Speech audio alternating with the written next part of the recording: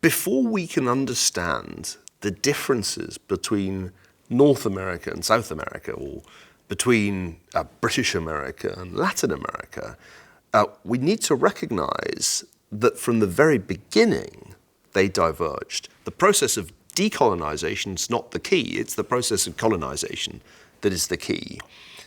Now, the most important difference in my eyes is that in North America, land was distributed remarkably equally in the process of settlement. In Latin America, that was not the case.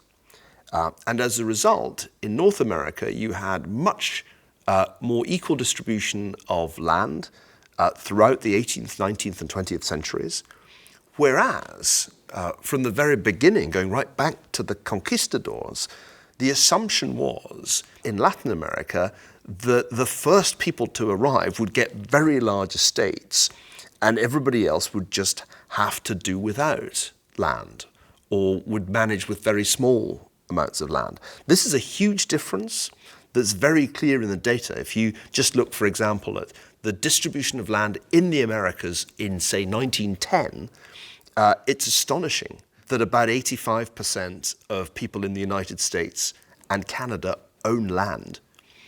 In Latin America, it averages more like 5%. So that's a huge difference.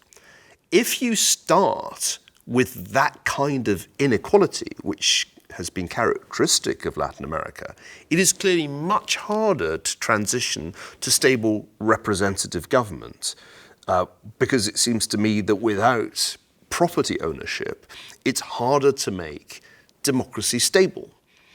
From the moment that Latin American countries threw off Spanish and Portuguese rule, they were afflicted by a level of political instability quite different from what was seen in the United States after 1776. The United States had its ups and downs. It had one tremendous and bloody civil war. But the striking feature of the history of the United States is constitutional continuity. The striking feature of Latin American history is constitutional discontinuity, with countries like, say, Venezuela, having multiple constitutions, constant changes of political order, and periods of undemocratic rule, sometimes military rule, and sometimes some other form of authoritarian rule. I think the origins of that divergence lie in the nature of the colonial regimes at the very outset. And one way of imagining a different history is to say what would have happened if British people had come to South America and Spanish and Portuguese people had gone to North America. How would things have turned out? Would it have been different?